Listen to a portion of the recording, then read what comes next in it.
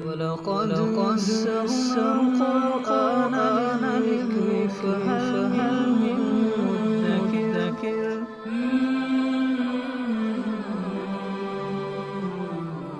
سورہ انعام آیت نمبر 37۔ اعوذ باللہ من الشیطان الرجیم، بسم اللہ الرحمن الرحیم۔ وقالوا لولا نزل علیہ آیۃ من ربہ قل ان اللہ قادر علی ان ینزل آیۃ ولکن اکثرہم لا یعلمون۔ وقالوا، اور یہ مشرکین کفار کہنے لگے، لولا نزل علیہ، کیوں نہیں اتاری گئی علیہ نبی پاک صلی اللہ علیہ وسلم پر آیۃ من ربی، ان کے رب کی طرف سے کوئی نشانی۔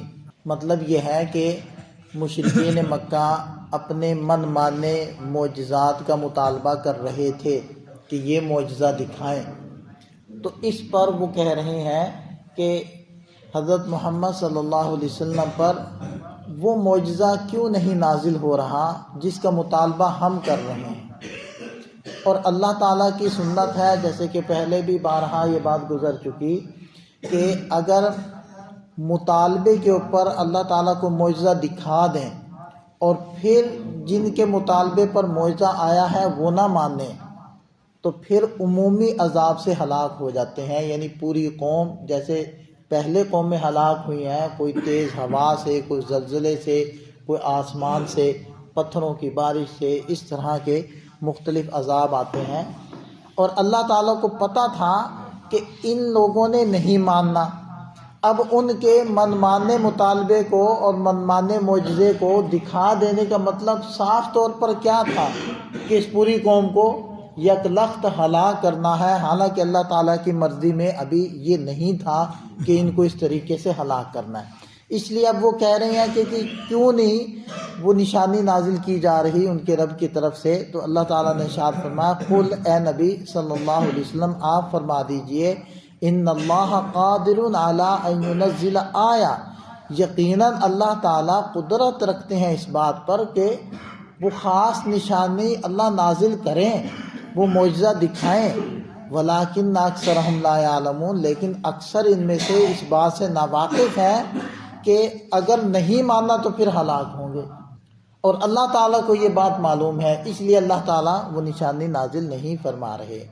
تو گویا کہ ان کو یہ کہہ دیا گیا کہ اب تمہارا منمانا کوئی معجزہ تمہیں نہیں دکھایا جائے گا، جو دکھا دیے گئے ہیں وہ کافی ہیں، بس انہی کو دیکھ کر جس نے ماننا ہے وہ ایمان لائے۔ وما من دابۃ فی الارض، اور جتنے بھی چوپائے زمین میں چلتے پھرتے ہیں۔ دابہ، دبہ یا دبو سے لفظ نکلتا ہے، اس کا مطلب ہوتا ہے زمین پر ہر رینگنے والی چیز، لیکن اب اس کا جو لفظ کا استعمال ہے وہ صرف چوپاؤں میں ہوتا ہے، تو اس لیے اس لفظ کا ترجمہ عام طور پر چوپائے کر دیا جاتا ہے۔ ما من دابۃ فی الارض، زمین میں جتنے بھی دابہ ہیں یعنی چوپائے ہیں، ولا طائر یطیر، اور جتنے بھی طائر پرندے ہیں، طار یطیر طیران، اسی سے طیارہ بنتا ہے، عربی میں جہاز، ہوائی جہاز کو طیارہ کہتے ہیں، وہ طار یطیر اس لفظ سے بناتے ہیں۔ تو ولا طائر یطیر بجناحی، اور جتنے بھی اڑنے والے پرندے ہیں اپنے بازوؤں سے، اپنے دو بازوؤں سے، الا امم امثالکم، وہ سب تمہاری طرح گروہ اور اصناف اور انواع اور اقسام ہیں۔ کیا مطلب؟ اللہ تعالیٰ اس آیت مبارکہ میں یہ بتلا رہے ہیں کہ جیسے اللہ تعالیٰ کل قیامت کو انسانوں کو زندہ کرے گا، اسی طرح ان حیوانات کو بھی اللہ تعالیٰ کل قیامت کے دن زندہ کرے گا۔ اور جیسے کہ حدیث پاک میں آتا ہے کہ اگر سینگ والی بکری نے بے سینگ کو ٹکر ماری ہوگی تو اب بے سینگی کو سینگ دے کر اس کو حکم ہوگا کہ تم اپنا بدلہ لے لو، اور پھر ان کو کہا جائے گا کہ مٹی ہو جاؤ۔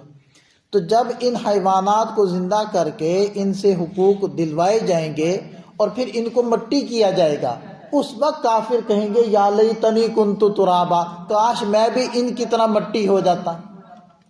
لیکن انسان نے تو ہمیشہ زندہ رہنا ہے۔ حضرت انسان کو اللہ تعالیٰ نے مرنے کے لیے پیدا نہیں کیا، اس کو تو ہمیشہ باقی رہنے کے لیے پیدا کیا ہے۔ لیکن حیوانات کو جو دوبارہ زندہ کیا جائے گا، جیسے کہ قرآن میں بھی ذکر کر دیا، احادیث میں بھی ہے، اس کا ایک مقصد تو یہ تھا کہ ان کفار کو اچھی طرح اس چیز کا یقین آ جائے کہ انسان تو انسان، اللہ تو قیامت کے دن حیوانات کو بھی زندہ کر دے گا، اور وہ انسانوں کی بنسبت کئی گنا زیادہ ہے۔ اور دوسری یہ بات بتانا، اس بات کی اشارہ کرنا مقصود ہے کہ حقوق العباد کا، باہمی حقوق کا معاملہ اتنا اہم اور سنگین ہے کہ وہ حیوانات جو مکلف بھی نہیں ہیں ان کو بھی زندہ کر کے حقوق دلوانے کا اہتمام کیا جائے گا، تو پھر انسان جو مکلف ہے، جو باشعور مخلوق ہے، تو ان سے کیسے حقوق دلوانے کا معاملہ کیسے نہیں ہوگا؟ تو اس بات کی اہمیت کو بتانے کے لیے ایسا کیا جائے گا۔ تو بہرحال ارشاد فرمایا کہ وہ تمہاری طرح ہی گروہ ہے، اور تمہاری طرح ہی اللہ تعالیٰ نے ان کو مختلف اقسام میں بنایا ہے، اور تمہاری طرح زندہ بھی کیے جائیں گے۔ ما فرطنا، اب ذہن میں آتا ہے کہ یہ تو انسان ہی، اربوں خربوں تو انسان ہی ہوں گے، اور کئی گنا زیادہ یہ حیوانات ہیں، تو یہ تو کہاں تعداد پہنچ جائے گی؟ تو یہ سب گل سڑ گئے، مٹی بن گئے، کسی کو ہم نے کھا لیا، تو اب ان کے ذرات کیسے کس کے ساتھ جڑیں گے؟ تو اللہ تعالیٰ نے فرمایا ما فرطنا فی الکتاب من شیء، ہم نے کتاب کے اندر کسی چیز کی کوئی کسر نہیں چھوڑی۔ کتاب سے مراد ہے لوح محفوظ، ہم نے اس کے اندر ہر چیز کو درج کر دیا ہے، ہر حیوان کے ذرات وہ اس کے ساتھ مل جائیں گے اور اسی کی ہڈیوں کے ساتھ جڑیں گے، اور سارے اجزاء الگ الگ حیوانات کے اکٹھے ہو کر وہ زندہ ہو جائیں گے۔ ثم الی ربہم یحشرون، پھر ان سب کو ان کے رب کی طرف جمع کر دیا جائے گا۔ یہ سب اللہ تعالیٰ کریں گے، اور یہ اللہ تعالیٰ کے لیے کچھ بھی مشکل نہیں ہے۔ والذین کذبوا بآیاتنا، جن لوگوں نے ہماری آیات کو جھٹلایا، وہ فی الظلمات، اندھیروں میں بھٹک بھٹک کر، صم بکم، گونگے اور بہرے ہو گئے ہیں۔ من یشاء اللہ یضلل، جس کو اللہ چاہتے ہیں اس کی ہٹ دھرمی کی وجہ سے گمراہ کر دیتے ہیں۔ ومن یشاء یجعلہ علی صراط مستقیم، اور جس کو اللہ تعالیٰ چاہتے ہیں صراط مستقیم کے اوپر لگا دیتے ہیں، سیدھے راستے کی رہنمائی دے دیتے ہیں۔ قل ارأیتکم، اے نبی صلی اللہ علیہ وسلم آپ فرما دیجئے تم ذرا دیکھو تو، ان اتاکم عذاب اللہ، اگر تمہارے اوپر اللہ کا کوئی عذاب آ جائے، او اتتکم الساعہ، یا تم پر اچانک سے قیامت ٹوٹ پڑے، اغیر اللہ تدعون، کیا پھر بھی تم اللہ کے غیر کو پکارتے ہو؟ اور یہ عام عادت تھی مشرکین کی کہ جب بڑی مصیبت آتی تھی تو اللہ کو پکارتے تھے، خاص طور پر جب وہ سمندری سفر میں گر جاتے تھے موجوں میں تو اللہ کو پکارتے تھے، وہ کہتے تھے اب بت کام نہیں آئیں گے، اب اللہ ہی بچائیں گے۔ تو اللہ تعالیٰ اسی بات کی طرف اشارہ کر رہے ہیں کہ جب ایسی مصیبتوں میں پھنستے ہو تو پھر تم اللہ کے علاوہ کو پکارتے ہو، پھر بھی تو اللہ کو پکارتے ہو، تو اس وقت تم اللہ کے غیر کو کیوں نہیں پکارتے ہو؟ ان کنتم صادقین، اگر تم اپنے ان دعووں میں اور غیر اللہ کی عبادت کرنے میں سچے ہو تو اس وقت کیوں نہیں غیر اللہ کو پکارتے؟ بل ایاہ تدعون، بلکہ تم اللہ ہی کو پکارتے ہو، فیکشف ما تدعون الیہ، پھر جس بات کی طرف تم پکارتے ہو اللہ اس مصیبت کو دور بھی کر دیتے ہیں۔ وتنسون ما تشرکون، اور اس وقت تم لوگ جن بتوں کو، دیوتاؤں کو اللہ کا شریک کرتے ہو ان کو تم بھول جاتے ہو۔ تو جب اس حالت میں بھولتے ہو تو عام حالت میں پھر کیوں شریک قرار دیتے ہو؟ جو اللہ اس مشکل کے اندر تمہاری مدد کر سکتا ہے تو عام نارمل حالات میں، ان سے کم مشکل حالات میں کیا وہ مدد نہیں کر سکتا؟ اس کے لیے خود مدد کریں گے۔ بس یہ تھا ان کے دماغوں کے اندر خناس جو قرآن نے نکالنے کی کوشش کی ہے۔ اللہ تعالی ہمیں سمجھ عطا فرمائے۔ دیکھیں ہمارا بھی اگرچہ ایسی کنڈیشن تو ہماری نہیں ہے، لیکن تھوڑی تھوڑی سی ملتی جلتی یہ ہے کہ ہم مصیبت میں آئے نا تو پھر نمازوں کی بھی پابندی شروع ہو جاتی ہے، ذکر اذکار بھی، دعائیں بھی، اور جیسے مشہور ہے بچوں کے پیپر شروع ہو جائیں تو وہ نمازی بن جاتے، تہجد بھی پڑھ رہے ہوتے، اور جب وہ چیزیں ختم ہو جائیں تو پھر وہ صاحب کا ڈگر کے اوپر۔